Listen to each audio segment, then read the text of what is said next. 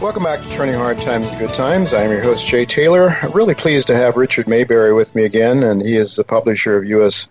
and World Early Warning Report. And you should really go to earlywarningreport.com to sign up for Rick's letter. It's a very inexpensive letter, just chock full of insights.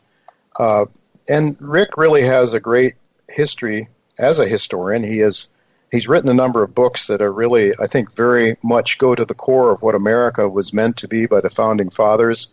And Rick, if anybody can talk about how we've gone astray from the vision of our early, of the people that gave us our country, who chased King George out of here, and at times like this, when we're really facing some issues that are quite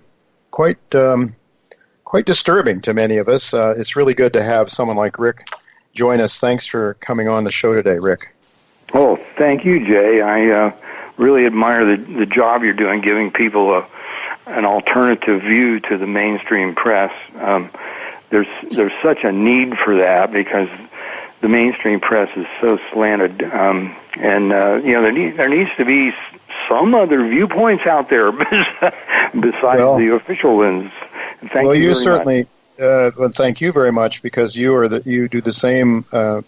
You do also work that I think is so valuable. And Rick, what bothers me more than anything is that people aren't really seeming to be interested in alternative views.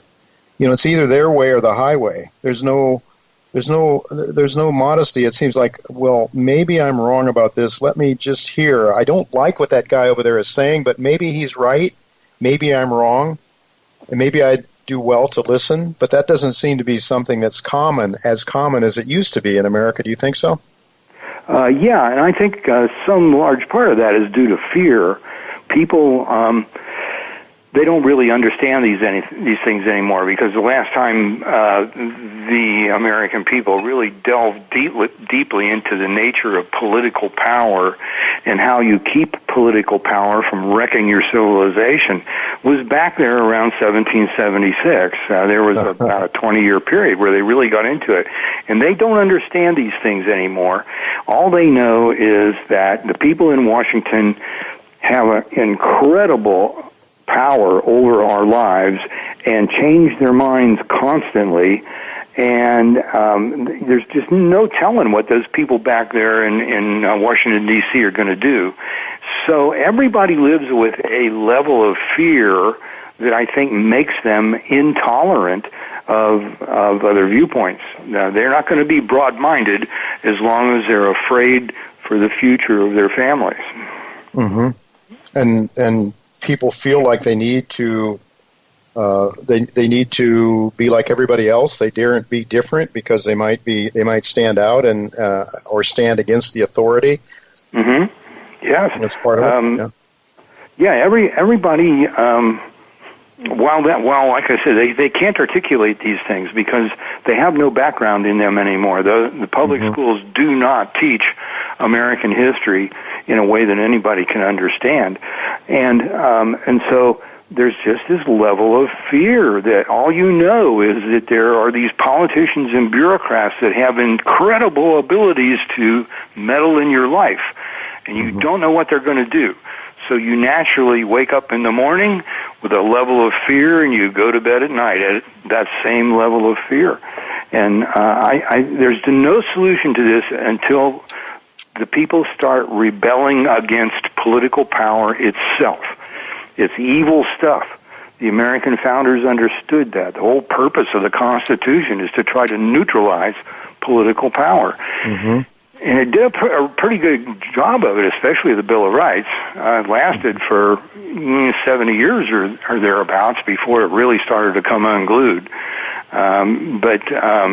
Again, until they begin to realize that the problem isn't conservatives or liberals or Democrats or Republicans or socialists or fascists, the problem is the political power. It corrupts the morals and the judgment, no matter who has it. It's evil stuff, and it has to be reduced. And you and I are in the business of trying to spread the word about that. Yeah, absolutely.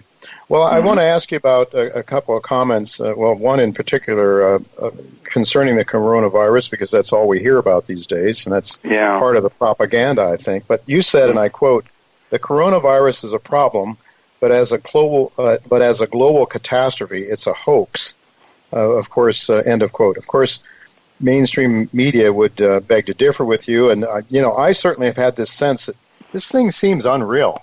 I don't quite understand it now. As we're seeing more and more statistics coming out, we find out there was an awful lot of fear-mongering to start with that certainly hasn't been anything nearly as bad as what we were told. We were going to have a couple of million Americans dying, so on and so forth. Now we find out it's mostly just old folks that have other issues and problems. Young people hardly are touched at all by it. And it's to shut the whole economy down, Rick, it just seems like an incredible, I guess this gets to what you were talking about just a moment ago about fear and the propaganda and how people just feel they just automatically snap in line. It's like, wow, I mean, how did Germany go the route that it went at some point in time, right? Fear and... That's absolutely true. I think that one of the things that we've got to keep in mind here when we're talking about COVID-19 is how really unreliable any of the statistics are, and there's a reason for that. It's not only because governments tend to be really sloppy about everything they do. It's even more so the fact that, and this has been checked out. USA Today did a very extensive investigation about this. And what's going on is that everybody who is checked into a hospital in the United States who has any number of diseases, it doesn't matter how many problems you've got medically, if you have COVID-19, then the hospital automatically gets more money. And if you are put on a ventilator, they get even more money from the government.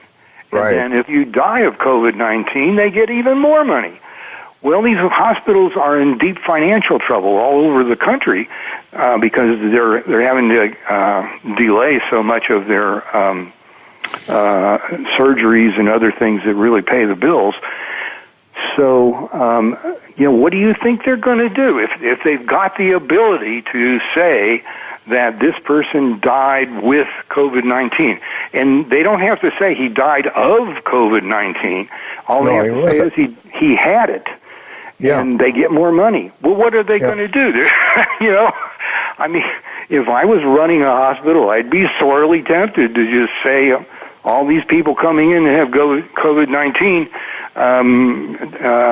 are people who should generate more money for us. Yeah, especially if they die. So what incentive is there to do what a hospital is normally expected to do? I don't know. That sounds so sinister. It's hard to believe, but I don't. Unfortunately, I'm afraid I have to think there could be something to it. Rick, another thing that you talked about in your letter was, and this gets to our relationship with China.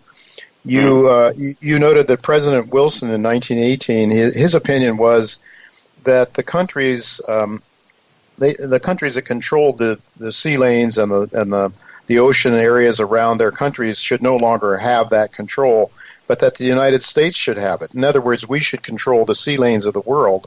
1918, and what you're suggesting now is China and Russia and Iran and several other countries are saying, wait a minute, we've had it with you guys. We've had it with the United States. Is that part of what's going on now with our relationship with China? I mean, Trump starts the trade war. Trump decides to get tough with China on trade and try to get jobs back here in America. So he slaps on the trade war, and then you have this coronavirus thing that springs up afterwards. You think there could be something related to that? How can you help us sort of try to fit these different pieces together, if they do, in fact, in your mind, fit together? Right. Wilson in 1918 released his so-called 14 points, one of which was that the countries that own a given section of the oceans for centuries should give them up and should give control of them over to some other international body. Back in those days, it would have been the League of Nations. Now it's the UN. And these fools in Washington decided that the U.S. should be the policeman for the UN and should protect the UN's control of these areas, which are enormous. I mean, big areas of ocean that were once owned by Russia and China and other nations. And that the U.S. should just enforce that the UN's rules for these areas should prevail. And so these governments, which have been flat on their back, a lot of them for a long, long time, mostly due to World War II, but they've made their comebacks now, and they want their property back. One of the examples, of course, is China and the South China Sea, the East China Sea, and the Yellow Sea. Those all belonged to China at one time, and they want them back. There's the area along the northern coast of Russia, all of that Arctic area, which contains, we think, an awful lot of minerals, including oil. That all used to belong to Russia. And suddenly the United States, comes along and says, well, the UN thinks that this stuff ought to be public property owned by everybody and controlled by UN rules. And so, therefore, we're going to enforce that. Well, that's kind of an automatic declaration of war when you think about it. And so there's this, all these governments that own these various areas. The Libyan government owned the Gulf of Sidra. The Iranian government owned the Persian Gulf. I mean, after all, Iran is Persia, and it was called the Persian Gulf because the Persians owned it. Yeah. And the U.S. comes along and says, the UN really ought to be the one that controls it. So this is insane, and it's just, as I say, these other governments, they're kind of forming a loose alliance with the intention of taking back what was theirs. And if the U.S. is going to try to stop them, it's going to need a whole lot more troops and a whole lot more ships and planes and tanks and all the rest of it. Well, do you think that that we will try to stop it? I mean, clearly there seems to be, especially with Trump, he seems to be much more aggressive against China than, say, the Democrats were. So let's say that the Democrats take back the both branches of the legislature and the White House.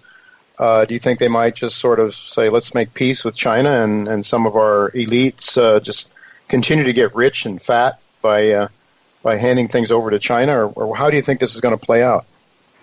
Well, it's I wouldn't use the phrase handing them over to China because, well, for one thing, China really essentially already owns those areas. They have. Yeah. That's one of the things the mainstream press won't talk about. Yeah. The Chinese government already has hundreds, maybe thousands of missiles along their coast. These are long-range missiles, and they essentially already own the South China Sea, East China Sea, and Yellow Sea. And it's just, that at some point in the future, I think we're going to see a demonstration of the fact that they still own it. And that's when everybody's going to realize that Washington either has to get into a really big war with China or back away. And they're not prepared to fight. That's the thing. The U.S. armed forces are spread so thin around the world trying to enforce the United Nations rules every place that they can't possibly handle a war of that magnitude without some incredible military buildup. So the incredible military buildup, Mr. Trump seems to be willing to do that and spend endless amounts of money for whatever. It's almost as if, as if he is the biggest socialist, the biggest spender of all. Michael Oliver was with us during the first segment, suggested that if he thought Bernie Sanders was bad in terms of spending money, we've got him beat already in the White House with Mr. Trump giving COVID-19 and all of that. He seems to be nothing he's not willing to spend money on. And print money to pay for it. So how do How bad do you think this economy is going to get, Rick? And with what we have, it seems to me, with the kind of unemployment we have, the bankruptcies that are just now starting to be reported, that this thing is really, really bad. That this looks to me like it could be as bad as or worse than the 1930s. What are your thoughts? Well, it could be. I mean, that's indisputable. There's the possibility that it would be, but it doesn't have to be. It's not baked in the cake. This is not a economic recession or depression or downturn or whatever you want to call it, like is normal. This is not a shakeout of the malinvestment that's happened. This is just the government ordering people to stop being productive. Mm-hmm. Well, all you have to do is rescind the orders, and these people are going to go back to work. Humans are not machines. You don't have to start them. They want to be productive. They want to go to work and take care of their families. So all you have to do is let them. And I wish people would get the word out about that. Just, the government should get the heck out of the way and let people go live their lives. As long as the government stands in the way like this, it's going to keep getting worse. But it doesn't have to. This is something entirely. This is made in the capitals of the world, in these politicians and bureaucrats, these power junkies who have a chance to stick their noses into all of our lives and treat us as puppets. And they're loving it, I'll bet you. They just love this.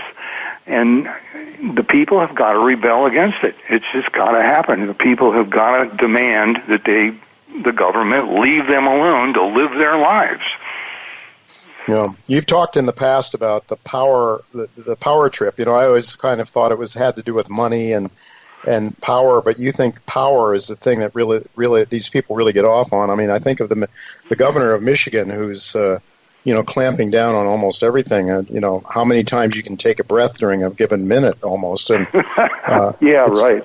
It's almost it's just incredible. But we've seen it all along. And then the governors, like the one in Georgia or Florida, who loosen up, then they're criticized in the mainstream media for allowing people to go back to work, allowing them to breathe and to be productive, as you say they normally want to be. That's what gives people meaning in life, is to do things for other people and to feed their family, right? Yes, absolutely.